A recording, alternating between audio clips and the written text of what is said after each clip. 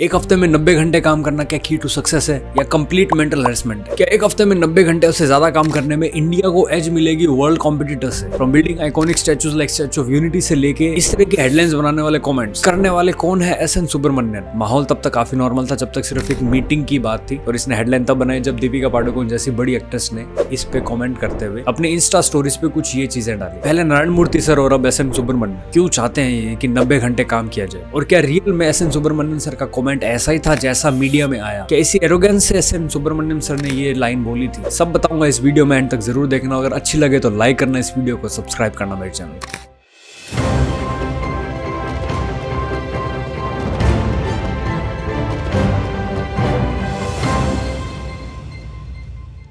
First of all let's talk about the history of the company L&T। Year 1938 के अंदर 2 Danish engineers Henning Holck Larsen and Soren Kristian टर्बो मुंबई में इस company को found करते हैं। और इनिशियली इन दोनों इंजीनियर्स का सिर्फ एक ही मोटिव था कि यूरोपियन मार्केट से मशीनरीज को इंडिया में इंपोर्ट करना। वहीं वर्ल्ड वॉर 2 ने इनके इस मोटिव को तहस नहस कर दिया और वहीं इनकी शुरुआत होती है मैन्युफैक्चरिंग की in the terms of machinery. Year 1946 के अंदर ये पब्लिक लिमिटेड कंपनी के तौर पर जाते हैं और उसके बाद में expanded its operations by manufacturing equipments for India's growing economy and soon after that they entered the construction business and साथ ही उन्होंने इंफ्रास्ट्रक्चर में भी इन्वेस्टमेंट करना शुरू कर दिया। मिड 90s से लेकर लेट 90s तक इनके जो आइकॉनिक प्रोजेक्ट्स थे उसमें से एक थे Delhi metro constructions and second was Mumbai airport terminal construction, जो कि अभी तक लाजवाब साबित हुए हैं। एंड रिसेंट ईयर्स में स्टैचू ऑफ यूनिटी जैसे बड़े बड़े प्रोजेक्ट्स इन्होंने कंस्ट्रक्ट करे हैं जो कि 2018 में अभी कंप्लीट हुआ है। करंटली L&T 50 से ज्यादा देशों में काम करे, जिसके अंदर engineering, construction, IT and manufacturing जैसे काफी ज्यादा डाइवर्स फील्ड्स में इनने अपने हाथ आजमाए हैं। अब बात करते हैं man of the year S N Subramanian. Who is he?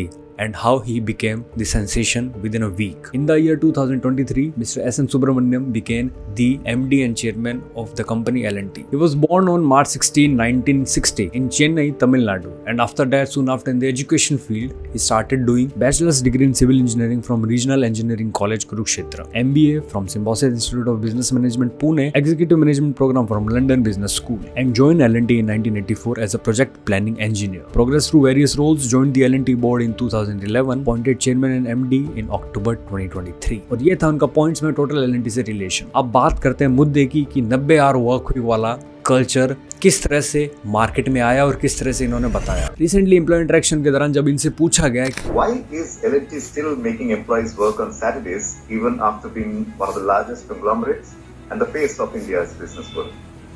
I regret I'm not able to make you work on Sundays, to be honest. If I can make you work on Sundays, I'll be more happier. I work on Sundays also.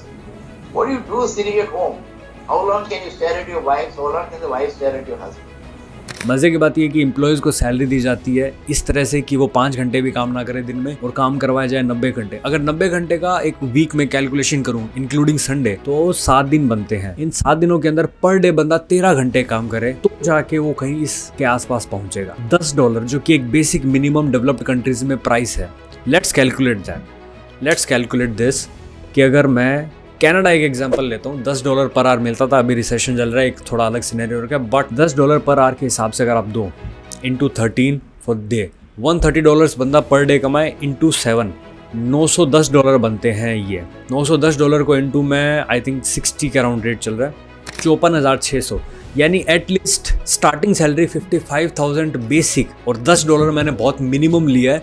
इससे ज़्यादा per hour charges Canada या बहुत सी developed countries देती है जहाँ पे work life balance भी manage होता है, साथ ही आप प्रोग्रेसिव भी बनते हो। पर्सनली मुझे ऐसा लगता है कि ये जो 13 घंटे वाला कॉन्सेप्ट है ये ऑलरेडी लागू है। अगर आप मेट्रो सिटीज़ में देखो, आप किसी भी बड़ी सिटी में देखोगे तो आपको पता लगेगा कि भैया अगर आपका 10 बजे का ऑफिस है तो आप बॉम्बे जैसे सिटी के अंदर 7 बजे निकल रहे हो एंड वापस लौट भी 9 बजे रहे हो, तो ये आपके ऑलरेडी 13 से 14 घंटे हो गए। अब आपका ये माना जाता है कि आप जिस टाइम पे ऑफिस घुसे से जिस टाइम पे ऑफिस से निकले, लेकिन आपका कम्यूट टाइम बिल्कुल नहीं जोड़ा जाता, जो कि ठीक है, वैलिड इनफ है, लेकिन फिर भी एज एन एम्प्लॉय उसका तो वो टाइम लग ही रहा है। उसका वो टाइम कहाँ काम आ रहा है? वो तो भीड़ में धक्के ही खा रहा है। वो ऑलरेडी 13 से 14 घंटे अपनी लाइफ से स्ट्रगल कर रहा है, एंड्स मीट कर रहा है और इतनी महंगाई में कहीं ना कहीं वो आपको सर्वाइव, अपनी फैमिली को सर्वाइव कर रहा है। लेकिन फिर ऐसे कॉमेंट्स आते हैं कि भाई साहब ये ऐसा हो जाए। हालांकि वो जब इतना बैकलैश बढ़ गया तो उसके बाद में L&T ने प्रॉपर स्टेटमेंट जारी किया जिसके अंदर उन्होंने बोला कि इनके कमेंट का मतलब था कि extraordinary outcome requires extraordinary efforts. लेकिन आई पर्सनली थिंक जिस तरह से EY नेस्ट वाला वो सुसाइड वाला मैटर हुआ, फिर इन्फोसिस का जो कमेंट आता है, अब इन्फोसिस की एक स्टोरी सुनाता हूँ आपको। नारायण मूर्ति सर ने ये तो बोल दिया कि 70 घंटे एक हफ्ते में काम करें, लेकिन आप सेकेंडली आप क्या कर रहे हो? जो 2004-14 में जो स्टार्टिंग सैलरी थी फ्रेशर की 3.5 लाख 3.25 लाख, आज 2025 में भी आप उसे 3.5-3.25 लाख दे रहे हो। तो आप तो खुद तो जायज कर नहीं रहे, महंगाई के साथ उसे रिम्बर्समेंट कर नहीं रहे और 70 घंटों की डिमांड कर रहे हो। अब आप बोलोगे कि मेरी क्या औकात है, मैं ये चीज़ बोल रहा हूँ। भैया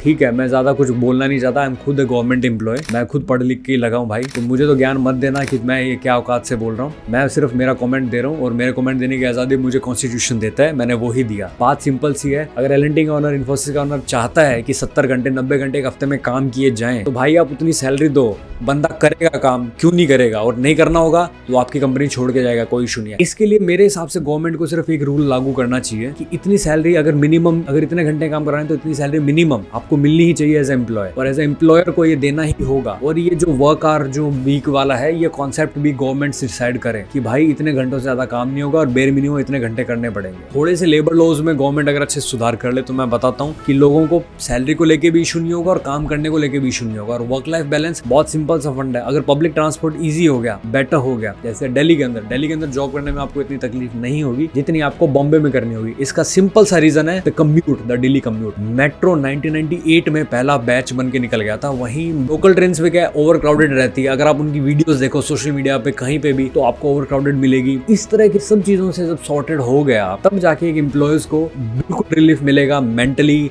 फिजिकली और फाइनेंशियली और सोशली, हर तरह से वो कनेक्ट हो पाएगा, हर तरह से वो अपना 100% दे पाएगा जॉब में। खैर, आपके क्या थॉट्स हैं नीचे कमेंट्स में जरूर बताएं। मेरा नाम है सूर्या।